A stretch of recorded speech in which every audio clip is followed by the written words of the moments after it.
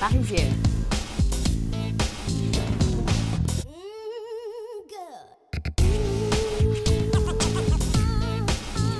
Africaine.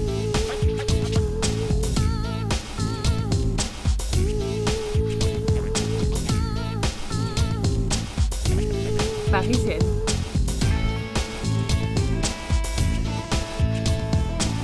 Africaine.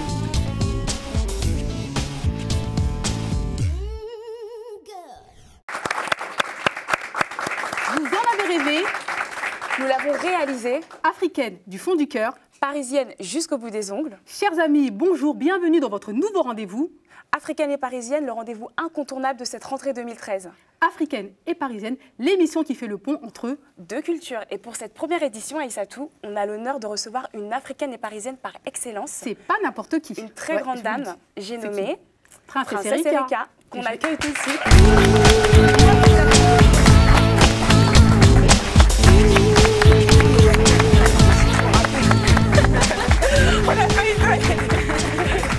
Quand on parle d'africaine et parisienne, qu'est-ce que ça t'évoque? Qu'est-ce que ça vous évoque, pardon? Happé. Oui, ça me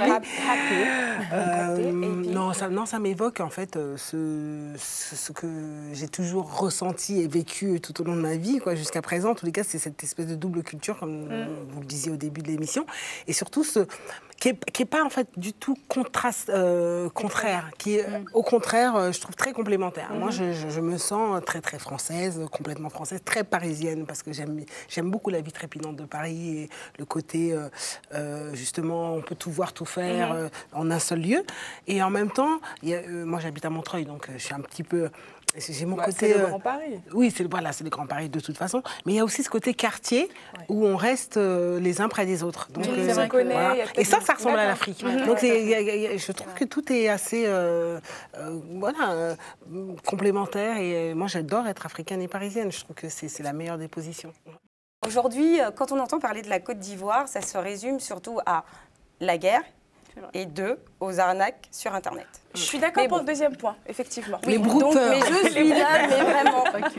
On les connaît tous, hein. Oui. Donc je suis là pour vous dire que quand même la Côte d'Ivoire ne se limite pas qu'à ça. Je vais vous donner des exemples d'ethnies. Alors les Yakuba, eux, ils sont vraiment célèbres en Côte d'Ivoire parce qu'ils ont comme danse traditionnelle les danses sur échasse. Excusez-moi. Tu me montres avant?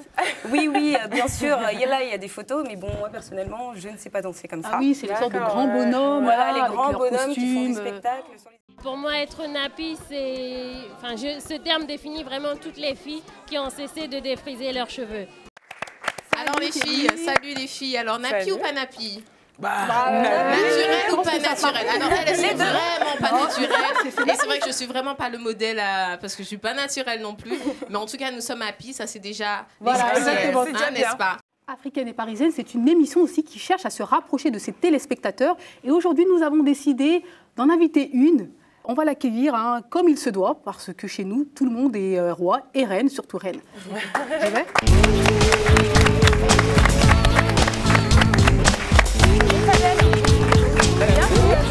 Bienvenue sur le plateau d'Africaine et parisienne. Merci. Une africaine et parisienne qu'on a la chance d'avoir. Qu'est-ce que ça vous évoque, africaine et parisienne? C'est le mélange des deux cultures, de pouvoir assumer les deux, aussi bien africaine que parisienne. Effectivement, j'habite en plus tout proche de Paris, à Châtillon, donc juste à côté. Donc je suis régulièrement sur Paris, que j'adore énormément comme ville. La Tour Eiffel est ma meilleure amie. La Tour Eiffel, on ne peut pas faire plus cliché tout de suite.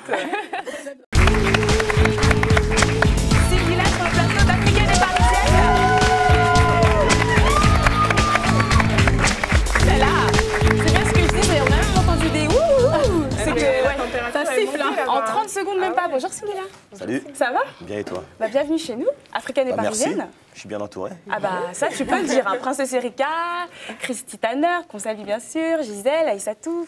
Là, tu ne peux pas être... Enchanté. Alors, africaine et parisienne, qu'est-ce que ça t'évoque? L'africaine et la parisienne. C'est-à-dire, là, la femme déjà. Vous êtes le seul garçon, donc là, on attend. On veut des réponses, là, s'il vous plaît. Alors, il semblerait que l'on soit passé finalement du pagne à l'écharpe. Alors, petit rappel, on a tous ou toutes vu nos mamans porter les bébés sur le dos avec le tissu pagne ou n'importe quel tissu d'ailleurs, hein, même une couverture, peu importe. Et on va dire qu'elles ont initié en fait une mode, puisqu'aujourd'hui on voit le retour au naturel avec beaucoup de personnes, hommes et femmes en fait, qui portent leurs enfants à la manière traditionnelle de nos mamans. J'ai un clip qui sort là, et c'est un duo avec Soprano. Super. Le titre du morceau c'est Qu'est-ce qu'elle est bonne. Tu parles de quoi? Oui, voilà, on veut savoir. Il faut aller écouter. Il faut regarder le clip. On peut le voir là dès sur maintenant. YouTube, ouais. Ah, cool. D'accord. Allô. Allô Sopra. Allô, c'est qui? Ouais, c'est Singila, je peux pas parler trop fort, je te parle là. Oh, c'est qui? Toi, tu as encore déconné encore là. Ouais. Oh, vas-y, je t'écoute. Ma voisine écoulait la... Il se passe pas mal de choses. En fait, Goma, c'est une ville au Congo. Et voilà, il se passe un génocide là-bas. Beaucoup de gens ne sont pas au courant, donc je tenais absolument à en parler dans une chanson pour informer. Et qui génocide les gens de Goma? Qui les génocide? C'est une longue histoire. C'est politique. Oui. C'est politique. Je préfère pas développer là, rentrer dans des longues explications, mais c'est... Princesse Erika, vous êtes une artiste au sens large. Vous chantez, vous êtes également comédienne. Est-ce qu'à travers votre métier, vous avez l'impression aussi de pouvoir contribuer à l'image, une meilleure image de l'Afrique, à aider l'Afrique? Alors, comme on disait tout à l'heure, moi je me sens je me sens surtout soutenue par une communauté, mais je ne me sens pas non plus porte-parole, porte-étendard, etc. de l'Afrique, etc. Puisque déjà je n'y vis pas, donc je pourrais prétendre la représenter et améliorer son image, ça serait un peu prétentieux de ma part.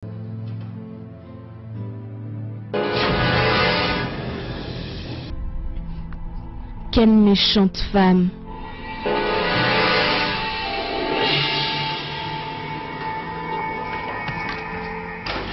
Qu'est-ce que tu viens de dire? Je n'ai rien dit. Tu n'as rien dit? Quel extrait? Si, avec des extraits, des effets spéciaux. Je suis obligée de te couper là. Pourquoi? Est-ce que tu as amené ici un script ou quelqu'un, l'auteur de ces films ou je sais pas. On a trop de questions à leur poser. Franchement, on a trop de questions. On dirait un peu les trucs, les novellas là. Oui, ça y ressemble. C'est de quel pays Nigeria. En fait, il nous vient tout droit du Nigeria et il existe. Il peut y rester, hein. Mais non.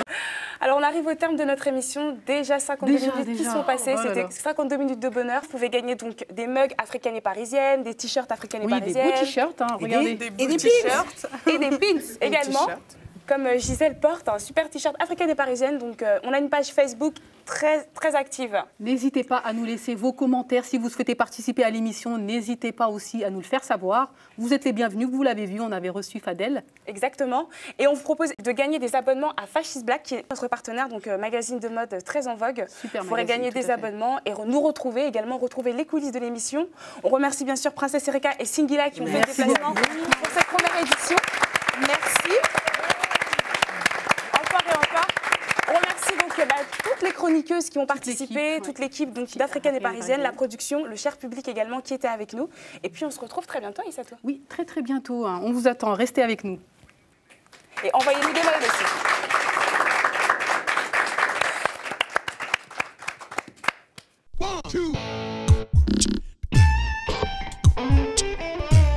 Africaine.